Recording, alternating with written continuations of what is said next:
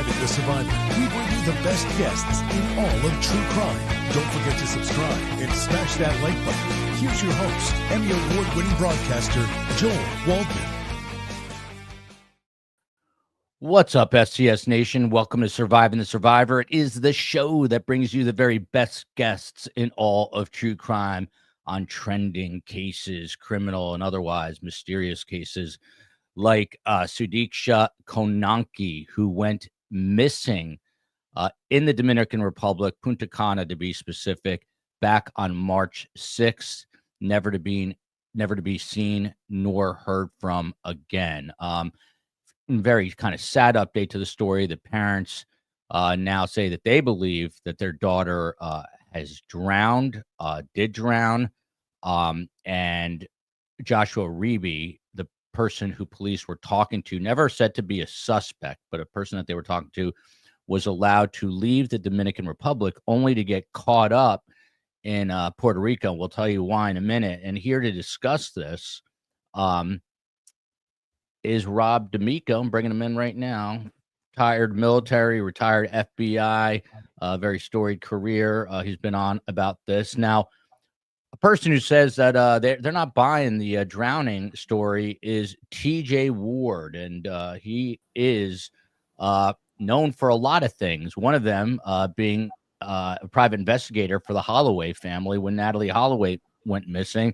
He has dedicated his life to public service, first as a United States Marine, a firefighter, EMT, and more than 42 years as a certified law enforcement officer in the state of Georgia. So thank you both for your service to this great nation. Let me just kick us off here. The parents have come out and they've spoken. I'm just going to read part of the statement and we'll get into it in just a moment. But you see here, last seen March 6th, 2025. Today is the 20th. So that is exactly 2 weeks, 14 days, if I'm doing the math correctly.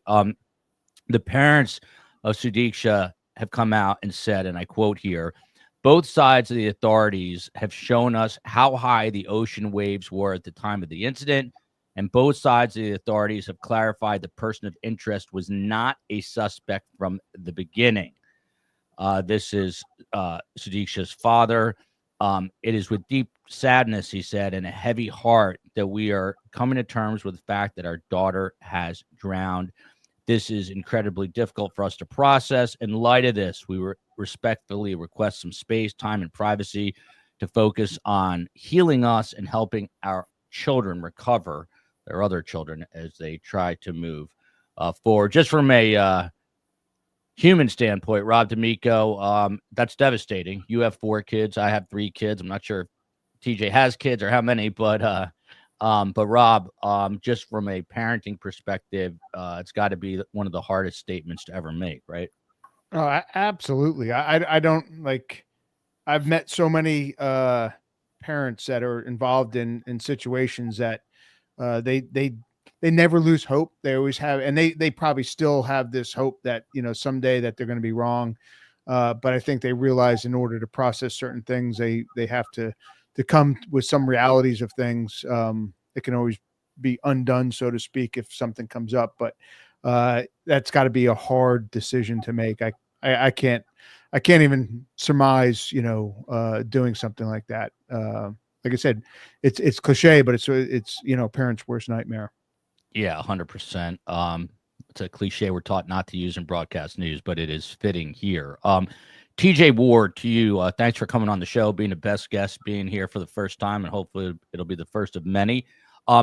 Take us back in time a little bit. Natalee Hollaway's disappearance. How and when are you contacted by the family? And obviously you dealt with the Holloways, which are sort of sadly the poster family for going missing in a Caribbean island. It had to be devastating for Natalee Hollaway's mother. I'm sure it still is.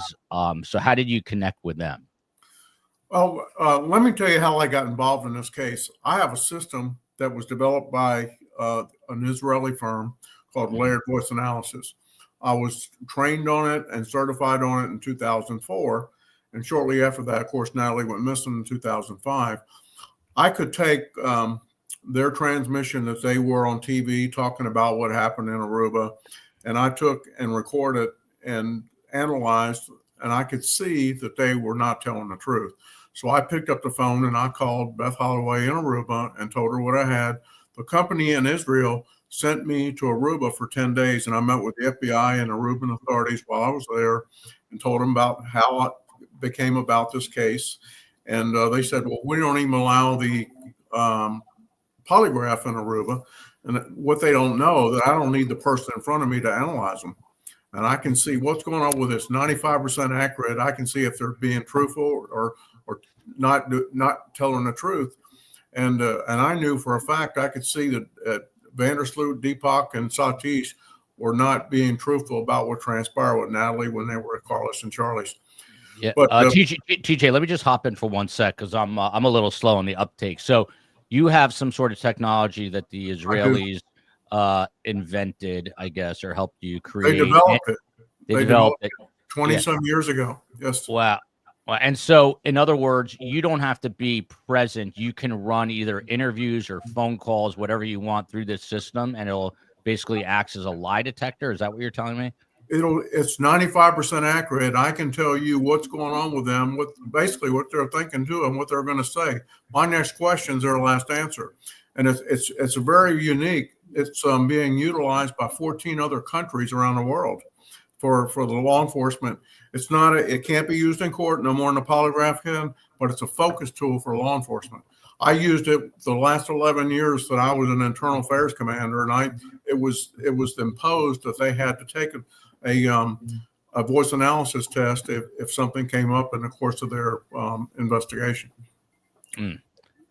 Rob D'Amico, to you, a couple of things. Number one, our Wi-Fi is out, so the COE is doing the best you can behind the scenes to get you some of the sound of the parents, and the father even spoke of the person that they were speaking with, Joshua Reeby.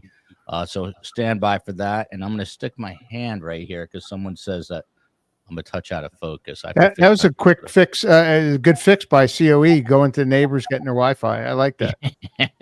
She's quick on her feet, man. Quick on her feet.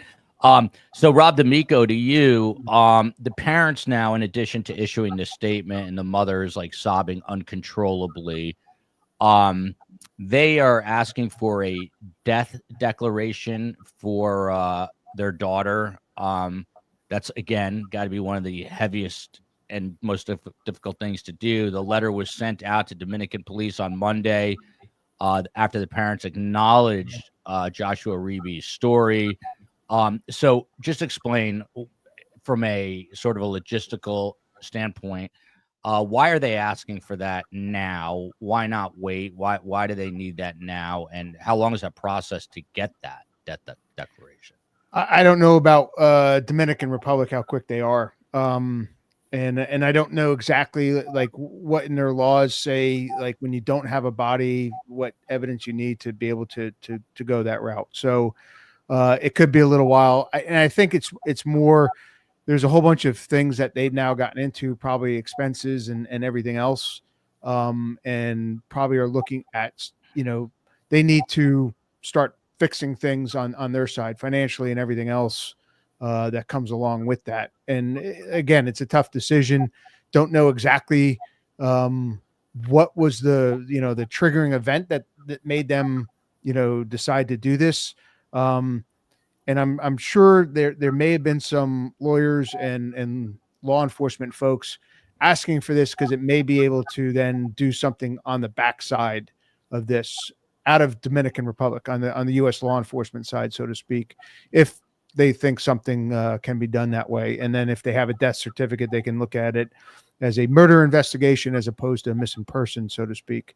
I'm not exactly sure who's really advising them on that and what were the triggering points on it, but I'm sure some of that has to come in financially, law enforcement, legal wise. One of them tipped them over the edge. Yeah. TJ, anything to add to that as to why the death certification? Do you agree with Rob that it's maybe a legal maneuvering, a legal tactic, and that way, I don't know, then they possibly, as Rob just said, investigate it as a homicide potentially, even though they came out and said they believe it is a drowning? Well, let me tell you something. What's kind of bizarre. I talked to the mother when she was in Virginia with the sheriff, and I sent her all my information about who I was and so on and so forth. And I also told her that I would raise her money through a GoFundMe to go there on her behalf and help her. And I will still do that. Ironically, I just met a lawyer out of New York that's from the Dominican Republic, and she's a immigration lawyer, and she specialized in criminal law. And she's trying to make contact with the family too, and wants me to get on board with her and go see the family in Virginia and talk to them. And let's see if we can get me on board and go down there and assist the Dominican Republican law enforcement on her behalf to try to help find her daughter. And I don't know why they won't do that. And I know I could raise money in a short period of time to pay for me to go down there and with my resources, but I'm not so sure why they won't do that. And, I did a TV show in 2017 with Natalee's father, the disappearance of Natalee Hollaway. And speaking of our kids, I have a 43-year-old that works for a county here. He's a traffic engineer, and I have a grandson with him. But while I was doing the show in 2017, I was supposed to go back to Aruba with Natalee's father on June the 7th. And on June the 3rd, I got woken up at 3:15 in the morning. My youngest son overdosed on heroin and ended up dying. And so I can relate to a death of a loved one and a child. So I'm not real sure why the family wants to write their daughter off with a death certificate by them when there are still resources to try to find what had happened so they can have closure on this case. Yeah, I'm very sorry to hear about your son. That's a horrible tragedy and unfortunately happening way too often, especially with fentanyl, which is a whole other subject matter.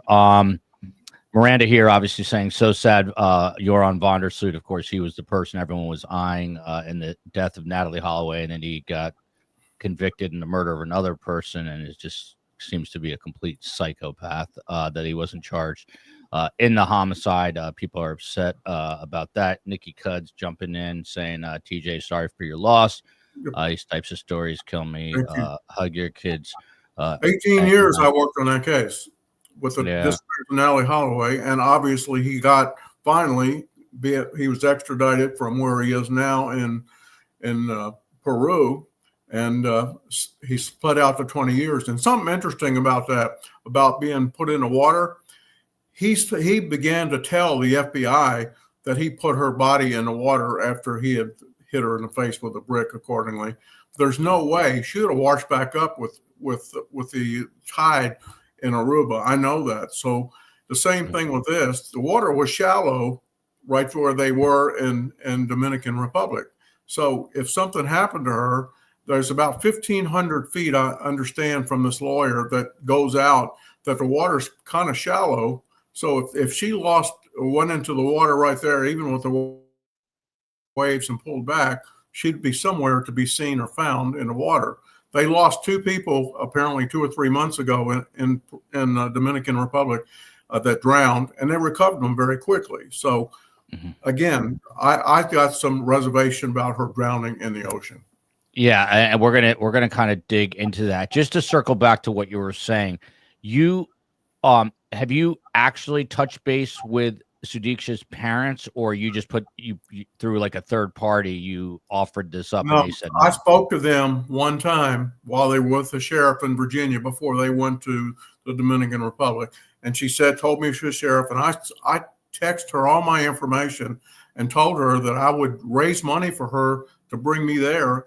And again, after she got there, I did this again, and I have not had any response. And the lawyer that I just mentioned to you has also tried to respond to them also, and has asked me to team up with her and go meet the family in Virginia, which I agreed I would do.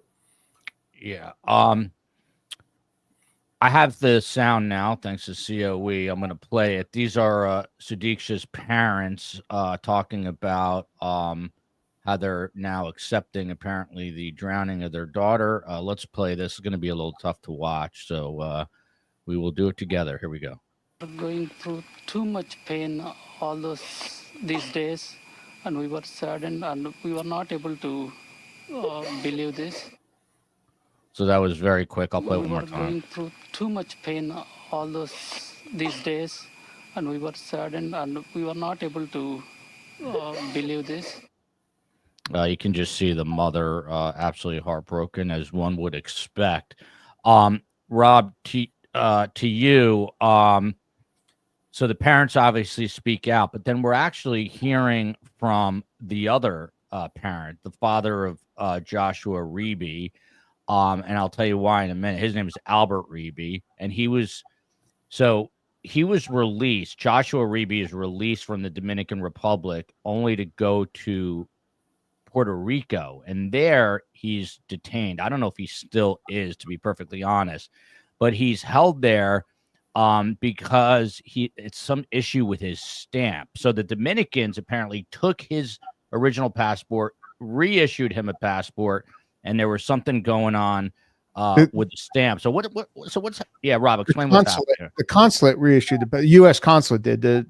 They didn't give it back to him, and they had nothing to do with getting his passport from the consulate. So from what I read, like you said, there's something with the stamp leaving the Dominican Republic, or something with the passport, that he was stopped in Puerto Rico, and the father was yelling because he didn't know what was going on. They were being separated, and it can either be something legitimately wrong with the passport and the stamp that they stamped him out on, and the Dominicans with that stamp may have knowingly did that or something, saying he wasn't, or he left without it being stamped properly or something.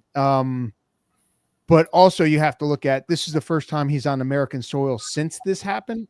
Mm-hmm. So if someone wanted to look at him as a material witness or something, now Loudoun County has gone back and said that they are now believing his story and not a person of interest, but that could always just be media that they're saying that. And this opportunity where he's separated from his father, his lawyers, may be a chance for them to get in front of him. Now, I would take that as a risk, because since he's already had lawyers with him in the DR, I would assume as a law enforcement agent that he is actually legally represented. And if he is pulled into secondary, he is in fact detained in my book. And for me to ask direct questions, I would have to have his lawyers present, knowing that he was actually with legal counsel. So I don't know if it's that second one, because again, I think there's too many things in there that if they try to talk to him alone without his lawyer and his father, more his lawyers than anything, I think that would put jeopardy on whatever he says to be actually used in a court. So it may be just something with the passport that either, I don't think it's anything the consulate, does a duplicate passport all the time. It may have been how he got out of the country and what they stamped it wasn't copacetic with coming into the U.S. and they needed to fix that. But it could have been something else that way. And apparently he has been released. So I presume he's on his way back to Iowa, which is where he lives, although he's a college student elsewhere. He's a college student in Minnesota. So TJ, let's kind of like dig into your thought process about this. So you're publicly saying you do not believe that this young woman, 20 years old, that she drowned. So what do you think happened? Do you think this guy Joshua Reeby was responsible in any way? At this point, I don't clearly know what happened. Whether somebody has taken her, when maybe she was having some problems when she was in the water or got hit by the wave, and somebody else came by and tried to help her. Who knows at this point? And maybe they've taken her or taken her off the island. I don't know. I will tell you that 3 days ago, I received a video that apparently was publicly posted of an individual who was speaking in Spanish that had a boat and had a picture of her next to him, was asking for $100,000.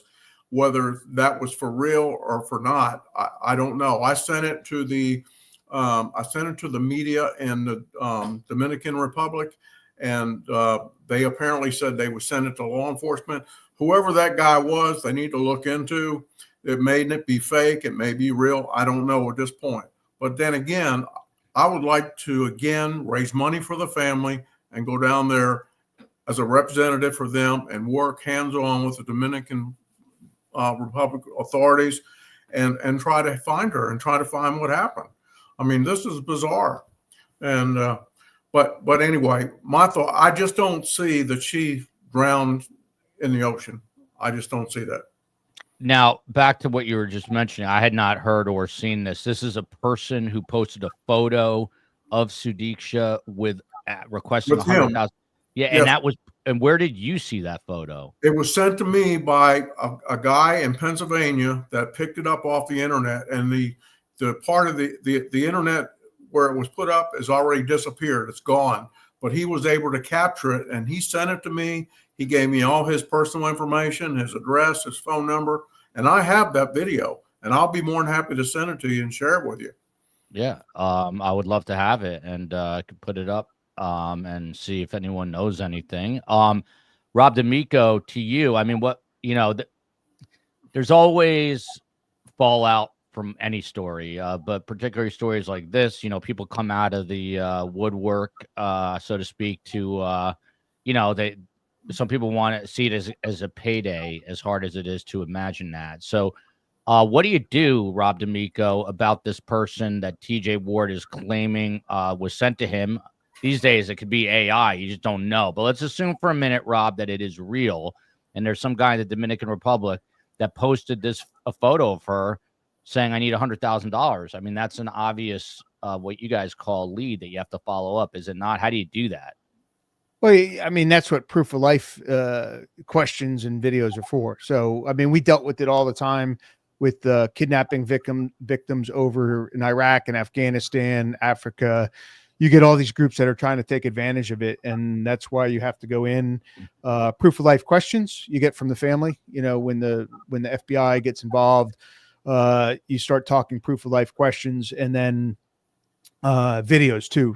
That's what you're asking for in the negotiation. So try to get a hold of them. I do remember one really interesting case with in Syria with ISIS, and we had a report from this girl, a Yazidi girl, which is a religion over there. It came to us that she had been seen with the kidnapping victim, and she went into the consulate up in God, where was it? Northern Iraq. And she mentioned this whole thing, but then she mentioned this tattoo. And I immediately called the FBI case agents, because it's coming to me as with the special military unit. And I said, hey, ask the family if she's got this tattoo. And they came back within a few minutes, said, yeah, that she's seen her if she's seen that tattoo, because it wasn't public knowledge. Those are things that put out. So things like that are all in there about how you try to prove if someone really has access to the victim. And over there, it even gets more complicated, because we've had like guards there be able to get proof of life questions, but they actually don't have the ability to release a hostage, especially when they were held by the Taliban and the Haqqani network. And these were just prison guards that could ask the question, get it back out to the source that we were dealing with. And then once you get proof of life, then you have to get proof of access. Do they have the ability to actually free them, so to speak? So it gets very complicated in that. But the FBI has been doing that for decades. And as soon as their agents get involved, the crisis negotiation unit gets involved. All these things come into play, how you actually prove someone has someone that they say they do. Yeah. That's really fascinating. And the person who would know that is Rob D'Amico, who basically extracts people. That was his job from foreign lands at times. TJ, to you, back to this social media post that was sent to you. I think you said from a person in Pennsylvania. Were you able to send that? Were you able to send that video to law enforcement, either Loudoun County or law enforcement in Punta Cana, to try to help them? I sent it to the radio show that I was on in the Dominican Republic, and they said I forwarded it to them, and they said they would forward it on to law enforcement in the Dominican Republic. So I like to address things head on, and there's a few people, you might even be seeing it in chat, who are asking why at this time you'd be asking for money so you can go down there when the parents themselves have basically said, hey, we believe it's a drowning.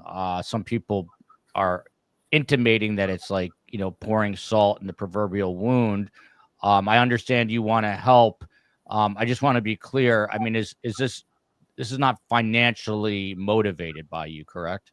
No, not at all. I mean, the same way. I mean, I've been to Aruba. I worked 18 years in the Aruba case, and it wasn't about money. It was not about money. I didn't even, when I got involved with Dave Hollaway, when he hired me in 2010, I didn't ask him for a dime.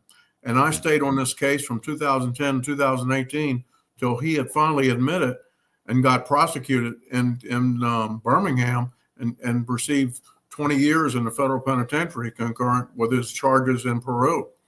And so it's not this isn't a matter of money. This is a matter of them losing their daughter. I mean, I shared with you about losing my son. I know what it is to lose a loved one. And I want to get out there and help them. I can raise the money to a GoFundMe very quickly to pay for me to go down there and just to pay my expenses. I'm not looking to get money from them. And this is not motivation of a financial, go ahead for me. I just want to have to cover my expenses if I decide to go down there and be able to work hands-on with the authorities in the Dominican Republic. Yeah, I'm glad that's your answer, and I hear you. And again, I'm sorry about the loss of your own child, and I'm sure that has, a big factor in you wanting to help other people not lose their children. So one of the things that you publicly stated is that you don't believe she drowned because of the tidal patterns in the ocean. And you alluded to that. I think there was 3 people who drowned about a month earlier. So did you hire someone to look at these tide patterns? Are you able to look at those? And what did you find? I haven't. I was shared with information with somebody that's from Dominican Republic that told me about how shallow the water is, and it's kind of roped off where the public, where she went missing, where everybody gets in the water and the beach, that it's kind of roped off the same way right there where they can swim and all, not be worried about different things. Yeah. Hey, Rob, there's a question up here from Poos63. I have a big question in caps. If this your man was asleep in a chair until 8:30, he's saying that, he passed out.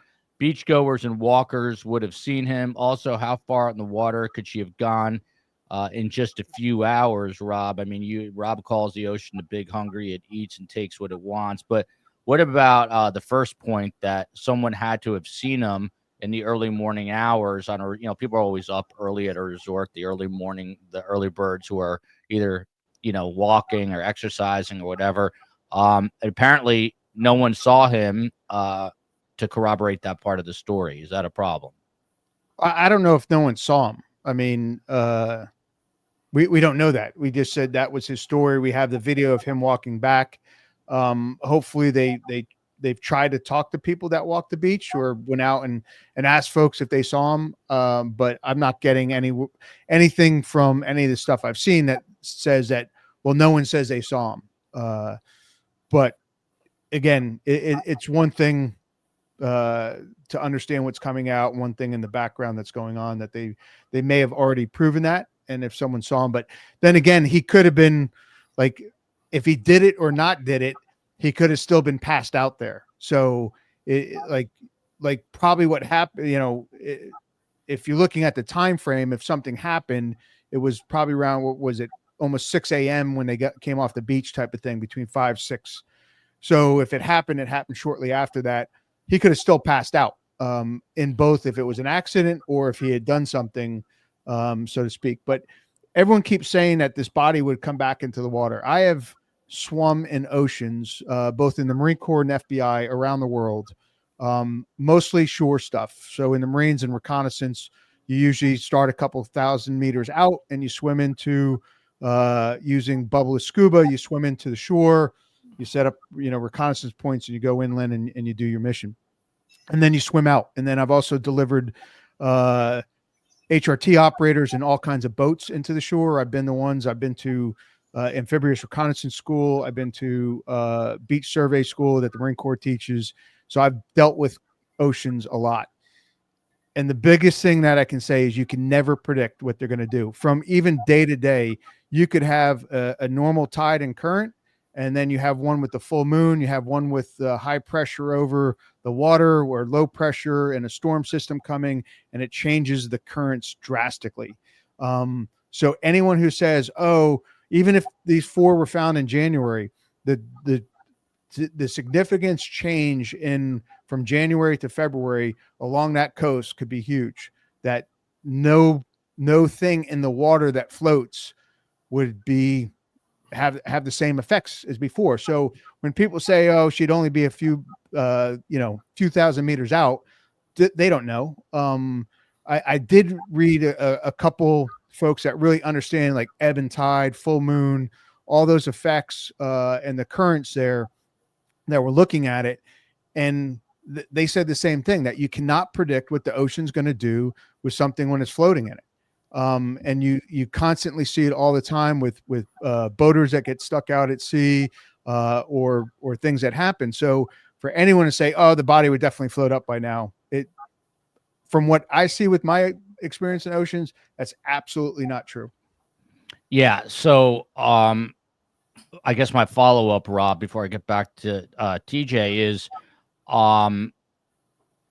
even if you had, I think what you're trying to say is even if you had like the tide patterns of the ocean, it doesn't necessarily mean that her body would wash back up, because there are other factors involved.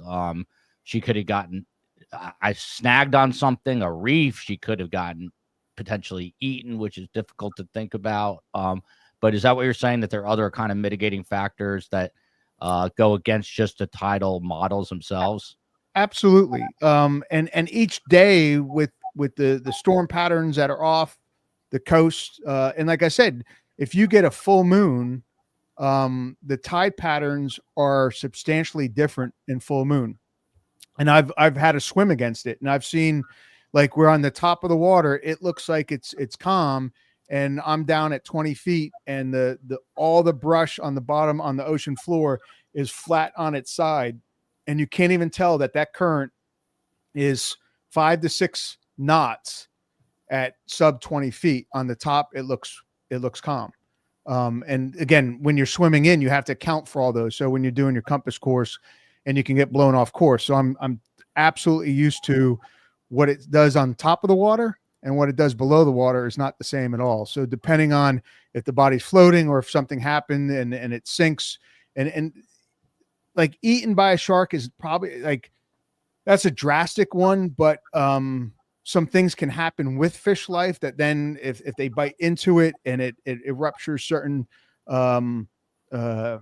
bodily organs, because that's what, air gets into and it floats even when it's sunken. Like the mob has learned that how to actually properly sink a body, because a body that you bring down can lift 60, 70 pounds of weight up by the time that the gases in it, when someone dies, the gases that generate inside the body will lift 60 pounds of weight up.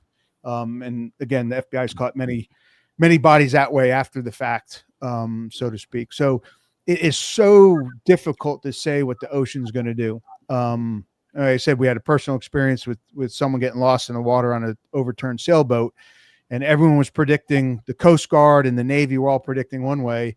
And for some reason that night, the currents were changed, and it was 50 to 60 miles north. And that was just literally in like 10 hours, 60 miles difference of where they thought they would be.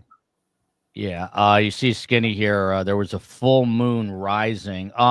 TJ, I'm assuming that you looked at these surveillance videos. There's a few of them out there now. This is one where you see that guy in white tank top right to the left of the right lampshade. Yes. And he's vomiting there. That's supposed to be Joshua Reeby. And then in a little bit, you'll see Sudiksha come into frame, and she vomits as well to the left of that pole right there. You'll see her in a moment or two. There she goes right there.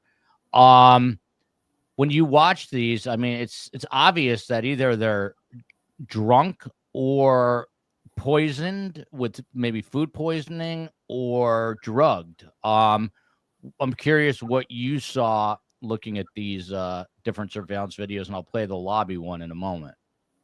Well, we don't know what they've had. We can obviously see they're drinking, but on the other hand, if you saw the video when they were walking with their friends before they went to the beach, there was you could see they were both staggering and not, they were under the influence of something. Of course, we don't know what, other than the fact that we're sitting in a bar eating and drinking. So at this point, we don't know. Without toxicology, I can't sit here and tell you what was in their system, or so on and so forth.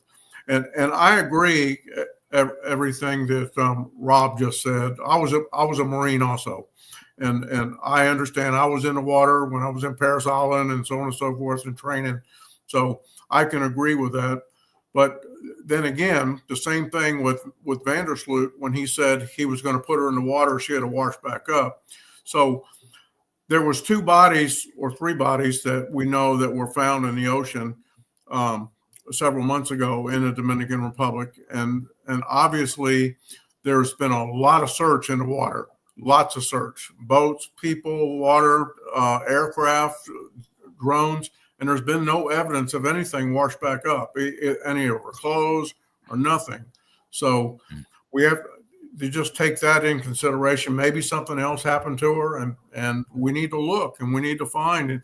And one of the things that I did when I went to Aruba, when I got there, I hired a guy from Aruba that knew people, that knew the territory, knew the ocean, and I would probably do the same thing there. Get somebody to work with me that knows the area, knows the people, knows the criminals, and so on and so forth, to help me if I work with the Dominican Republican law enforcement, to be able to try to obtain information to prove or otherwise see if something has happened to her. Yeah. The question here from Grateful, her parents were not with her. She went down, I believe it was 5 girlfriends. They were students at the University of Pittsburgh. So obviously the university is mourning, as are her parents, who come from Virginia. And that's why the Loudoun County Sheriff's Department was involved, or the sheriff's office. Rob D'Amico, so we kind of talked about this. I just want to flesh this out a little bit. So some people, I mean, a good amount of people said, hey, what's going on? Why are the parents suddenly, after, 11 days, saying our daughter drowned? Do you think that, I mean, is it possible there's any sort of external pressure put on them, either by the Dominicans or American authorities? Is that something that could or would happen, and why? I can't say that why the Dominicans. I can see why they would pressure them, but I can't see them concaving to the DR pressure. I suspect it's something financial, legal, or law enforcement where they said it's better to do this. Someone told them. I don't think they just came up on their own. And I don't know exactly what those benefits would be if someone in law enforcement said, well, if you declare this, then we can start a murder investigation and we can do more intrusive investigative techniques or something along those lines.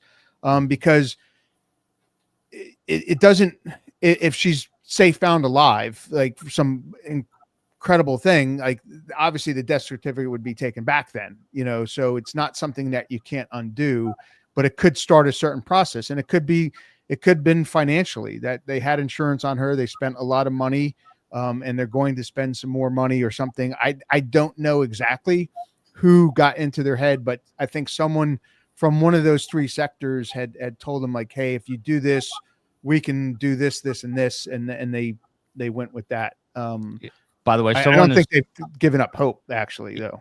Yeah, someone is saying maybe because of their religious beliefs, and I believe they're Hindi, which I know absolutely nothing about. Could that be a possibility, Rob? I don't know. Again, it's a religious. I do know so many of them have different things on death and when you need to do certain things. So it could be. Because I was kind of shocked that they requested that myself. Yeah. Just a very quick digression related to religion and death. So when the building collapsed here in Surfside, Florida, this is a little morbid what I'm about to share, but I'm just making the point here.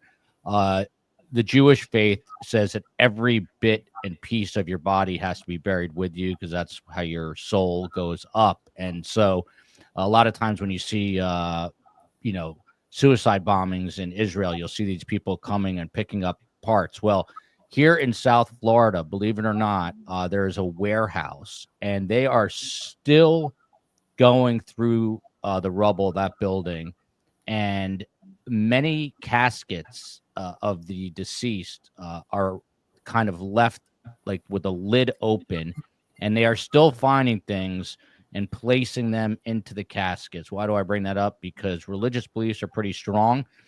People are very ardent and fervent about them. So maybe, but I mean, I just don't know that much about the Hindi religion. Lucy said, I just read a quick headline. We were talking about this. He was detained in Puerto Rico having to do with a stamp on his passport. But he was since released. And this, someone pointed out, and I think this is correct, the photo on the right, I don't think is Sudiksha, and I don't think that's Joshua. I think that's his friend, because you see that shirt in the, you see that shirt in this video here. If you keep an eye on it, look at that shirt and then watch this shirt. It's the same patterned shirt. You'll see it right there. Yeah. So, and that's not Joshua. So, I do believe the person. Yeah, is correct. he's a redheaded guy. And when they show him when they're walking to the beach, he's with her friend. And his red hair is very distinct and it's separate from the other ones. Yeah. So I just wanted to clarify that. Good call by whoever saw that. So. TJ, to you, obviously, I mean, you dealt with Aruban authorities. So my question is, what about handling Dominican authorities, Dominican Republic authorities? Do you think, I mean, I know law enforcement is very respectful of other law enforcement, but do you believe that this case, obviously, I think the answer is no, that it was thoroughly investigated? You think that there's much more to do, I assume? I would assume there's much more to do. This is a very short period of time to do to research everything that needs to be done, and I'm sure Rob will agree with that. I mean, this is too premature, and there's a lot of things that still need to be looked at.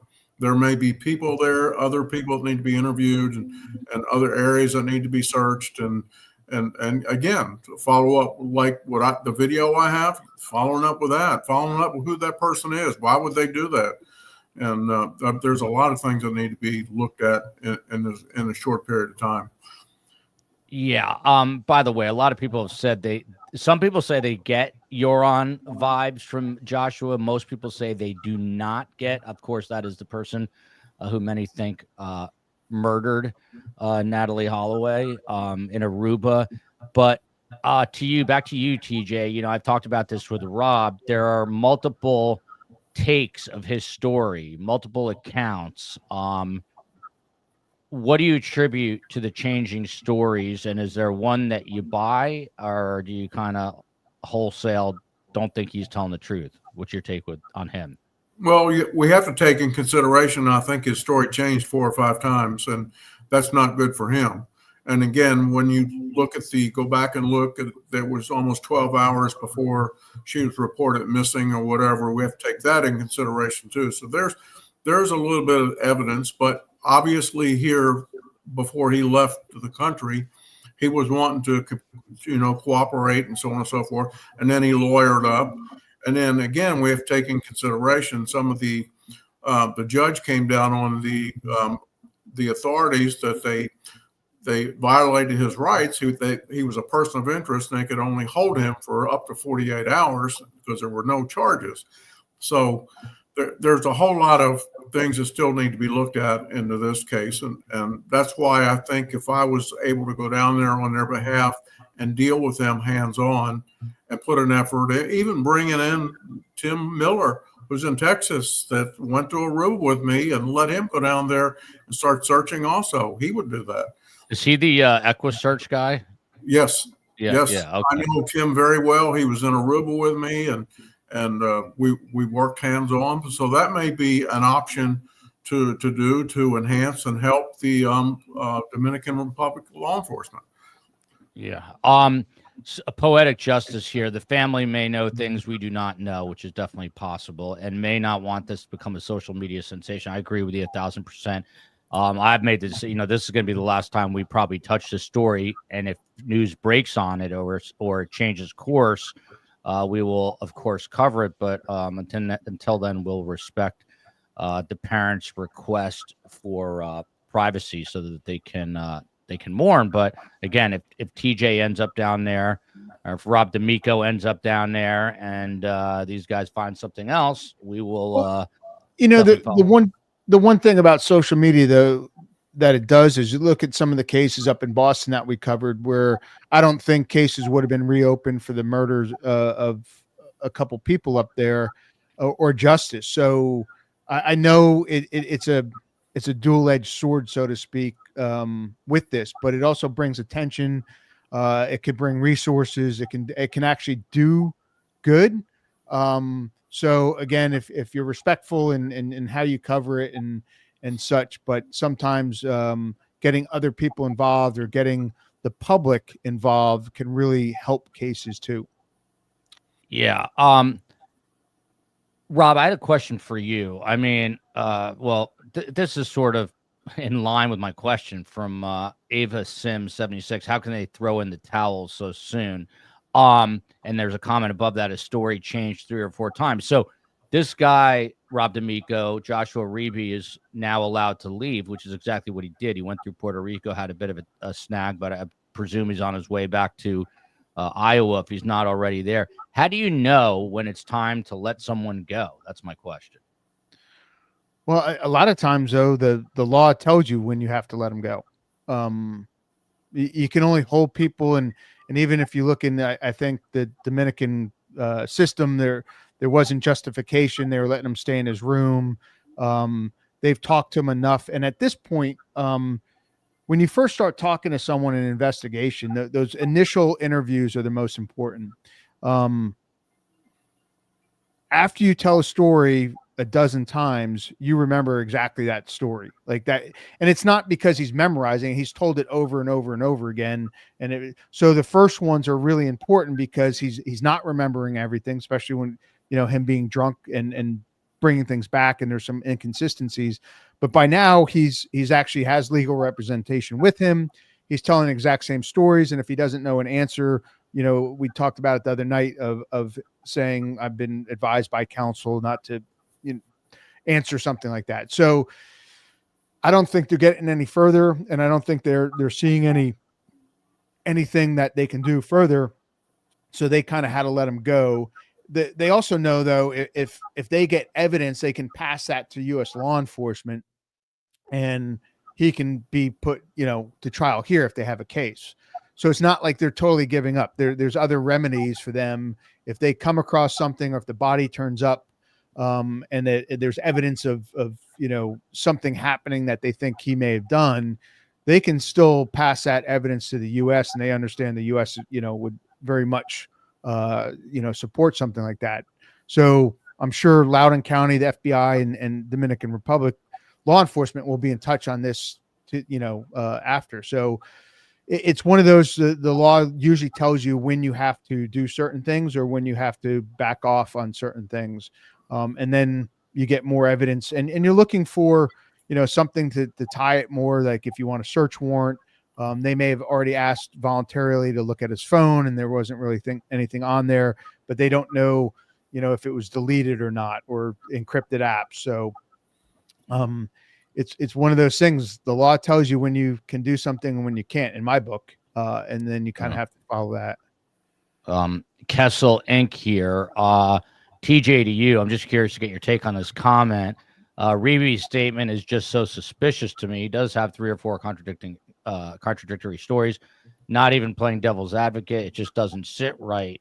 When you heard his stories, were you thinking something similar, or did he seem like a benign character to you? No, I think as far as him changing his story, 4 or 5 times is an issue that can be utilized and later on down the road with whatever else we find. I mean, change the stories. And it wasn't, the same story the first time and, offset the second time. There was several different items that came up in the 4 stories that didn't come up in the first one. So I just think there's something we need to put that on the back burner right now and move forward and see if we can find new evidence. There's someone here with an interesting TJ, back to you on this one from Catherine. Do you think the parents are admitting, I guess, that she drowned so that their own hired investigators, and I don't know that they even have any, can more easily get in to look for them and get more answers?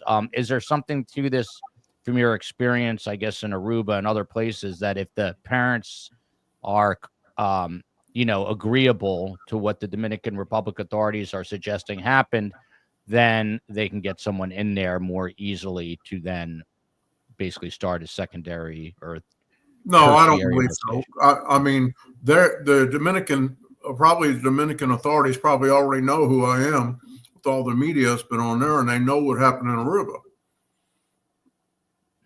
Yeah. They sure do. Rob, don't give up. Yeah.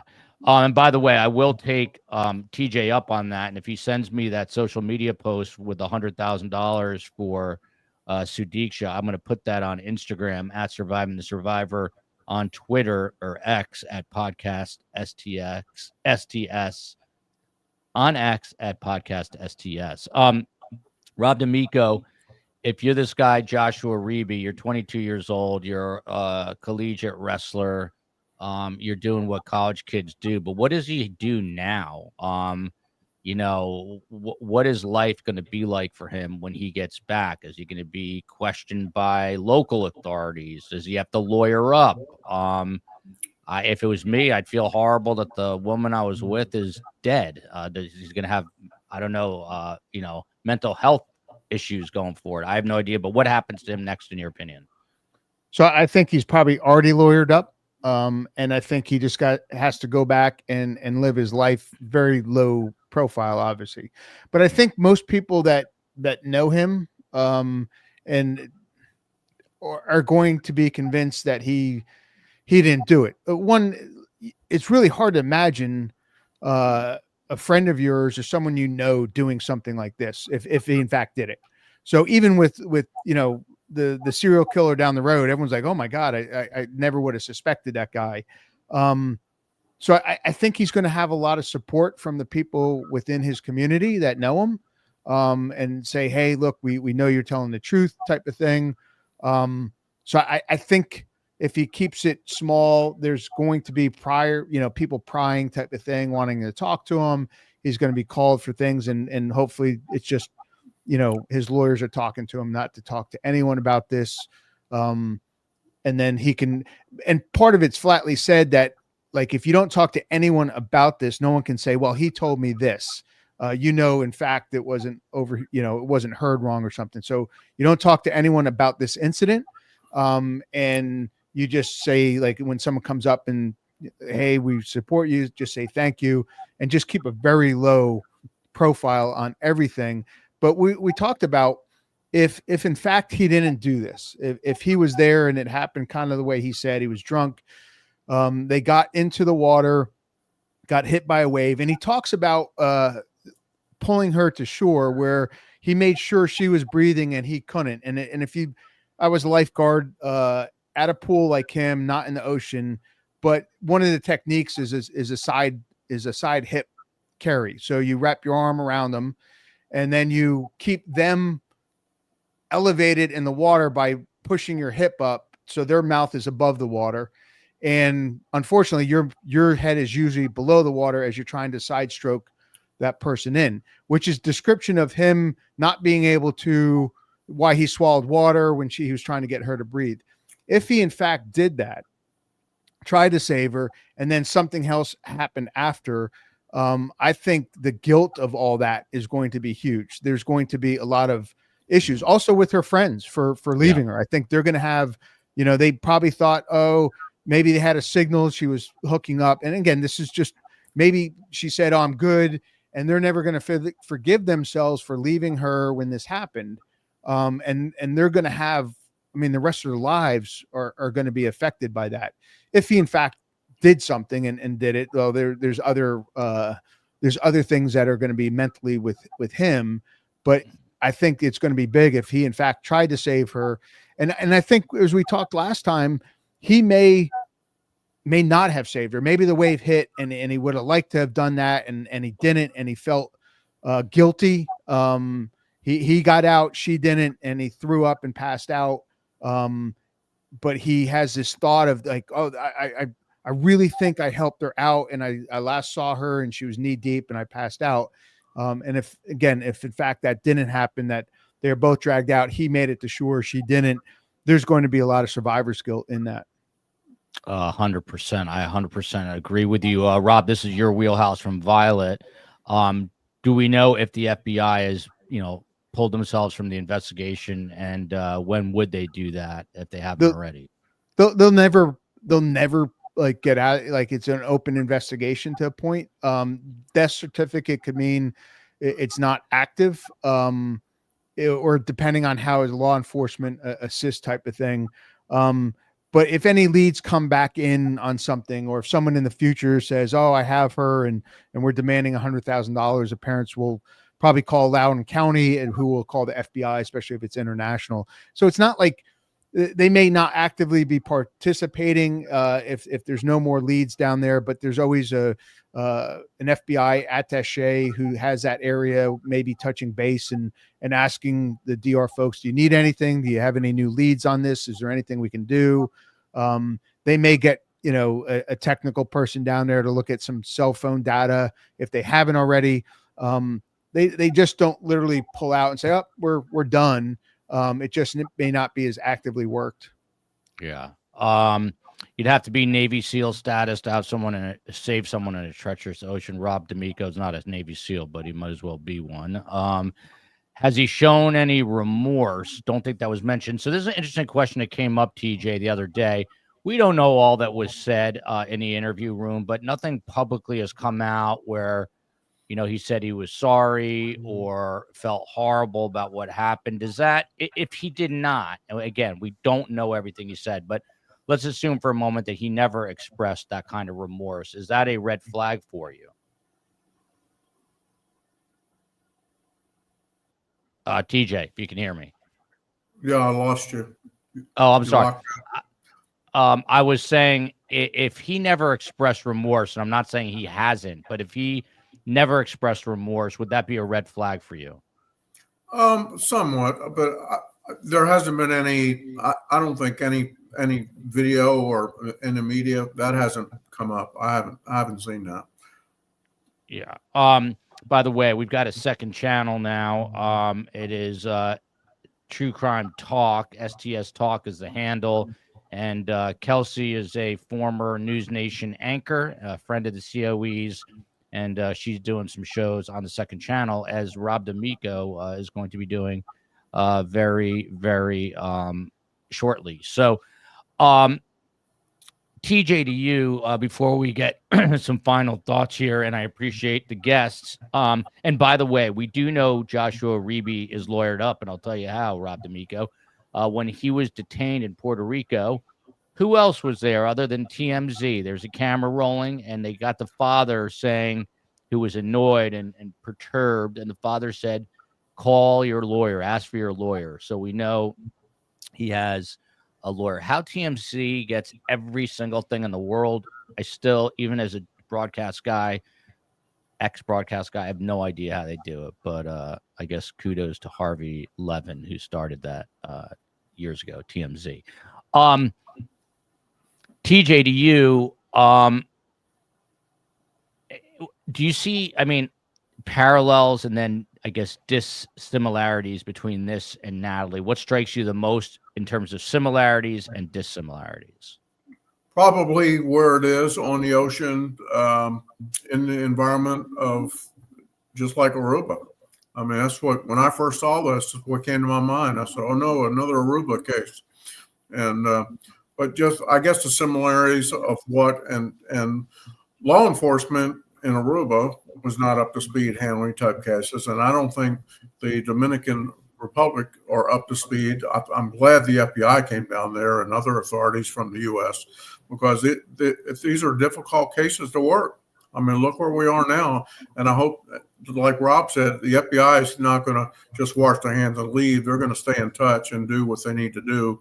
And if there's expertise that needs to come in, I'm sure they'll bring it.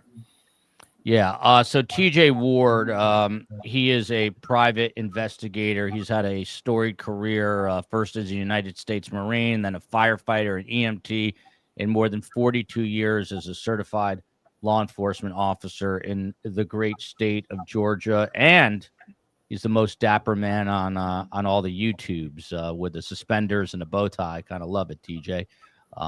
Bringing back the old school fashion, TJ. I love it. So what are your final thoughts here, TJ? You know, I know you want to help, and I do believe that it is genuine. You talked about the loss of your son. People are always going to question a person's motives, but I think your heart's in the right place. I guess my final question is, what would you say to this family if you could have one more conversation with them, and your final thoughts on where this goes now? Well, now that we have a lawyer that's in New York who is from the Dominican Republic, who specializes in immigration and criminal law, I think it would be good if we could meet with them and try for her to help the family, and for my expertise in searching and going there, I would hope that they would allow me to raise money for me to go there on their behalf and be a representative for the family. And we're going to do me a favor. You will send me. I'll talk to you for a moment after we're done, but I would love to get that social media clip. Yes, I will be more than happy to send it to you. Love that. Thank you.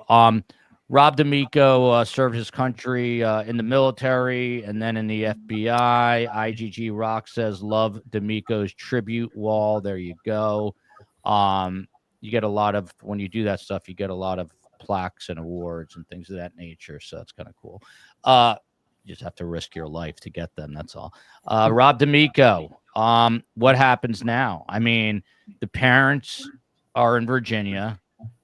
He's back in Iowa. I mean, the hardest part, I think, is just not knowing. That's what would kill me, is just what, there's always going to be a question. What if that happened, or what if this happened? So what's next for this family and the family of the person who's been questioned? I think their lives never are the same, obviously.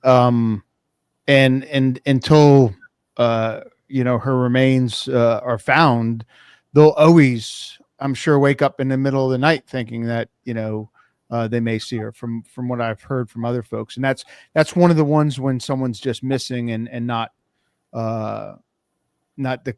just declared dead, but the body's found. That they talk about closure again. I don't have instances like that. I just have buddies. I did lose a SEAL buddy who got washed away in a river between Afghanistan and Pakistan. Unbelievable kid, Josh Harris.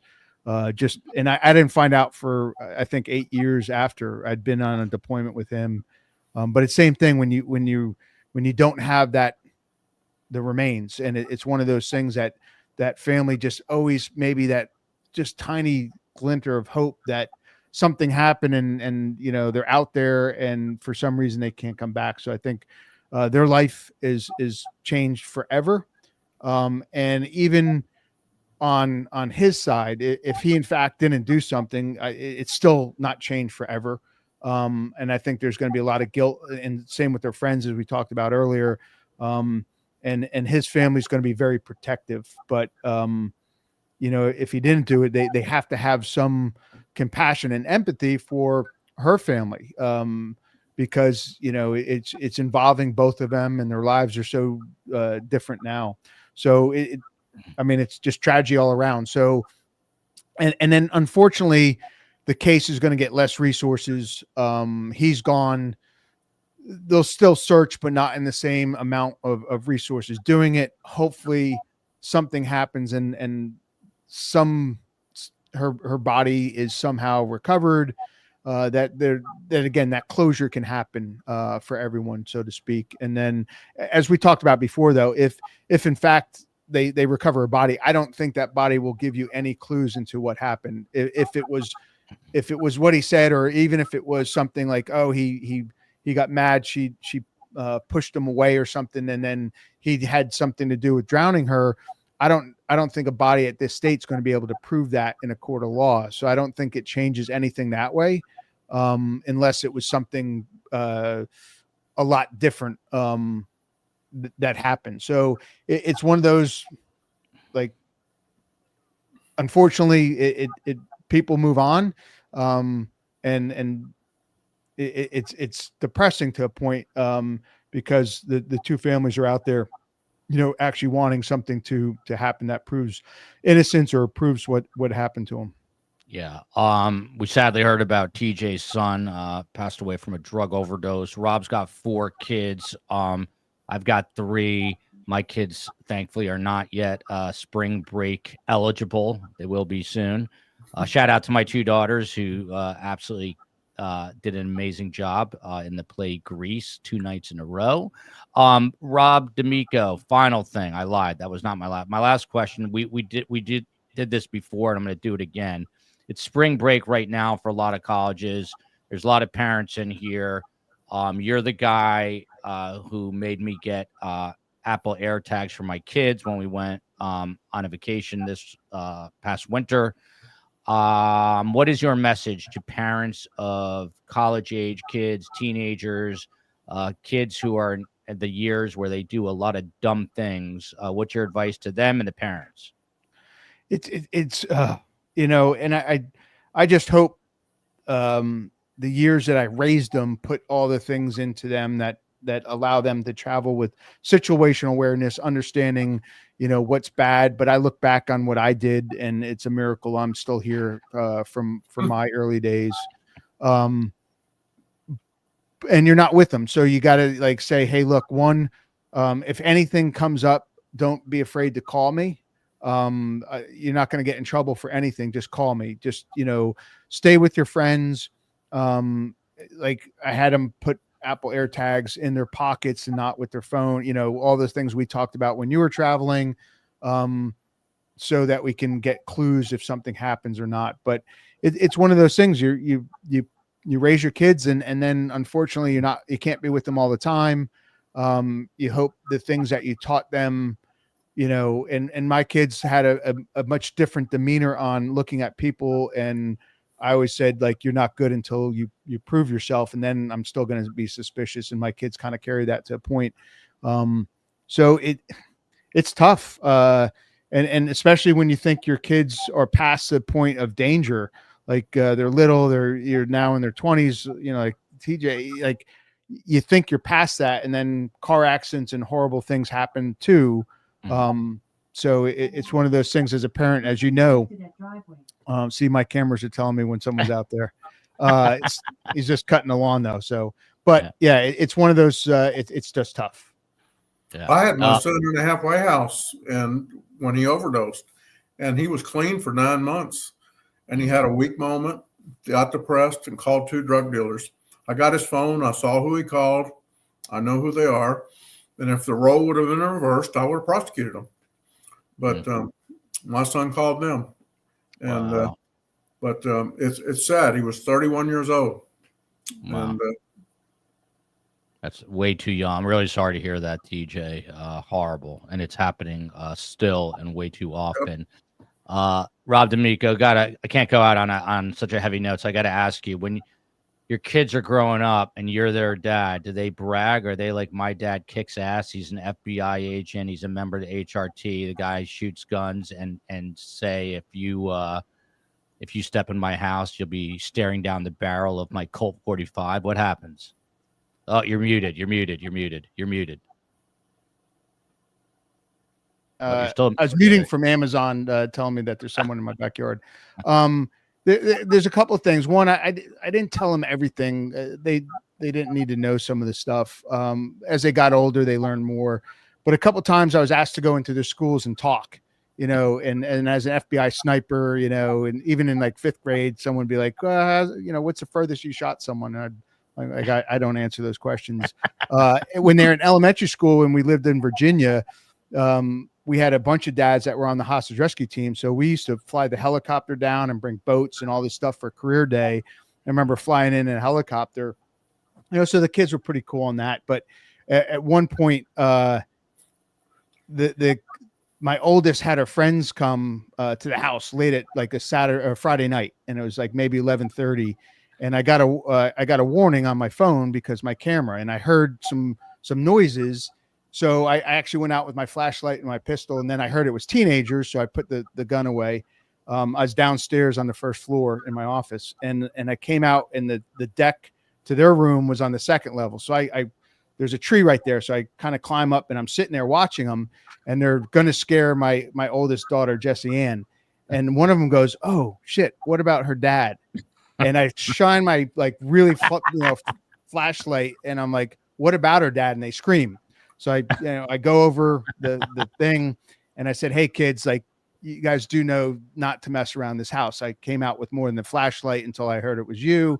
So just be careful." And it went around the school within probably hours, so that alone probably had enough, that and talking to them, they probably had enough, but they had that whole life of it. So it's one of those things. Yeah, I always feel bad for the dumb burglars who are going to break into either TJ or Rob D'Amico or Phil Waters' house. That's going to be a very bad day for them. And it's hilarious that Rob's Amazon voice is telling him someone's crossing his lawn right now. Very interesting show. TJ, stick around for 1 second after we say goodbye. If you appreciate the content, please hit the like button. Please subscribe. We've got a Patreon page. And tomorrow, Phil and Scott are back, 12:30 p.m. Eastern time. We are continuing to watch the Wendy Adelson police interview with America's most respected detective. Phil's got quite possibly the highest or one of the highest criminal confession rates of any detective ever. He's one of the best to do it. We'll see you tomorrow, 12:30 p.m. Eastern. Until then, love you, America. Love you, Atlanta. Love you, Jersey and Florida. We'll see you at 12:30 tomorrow.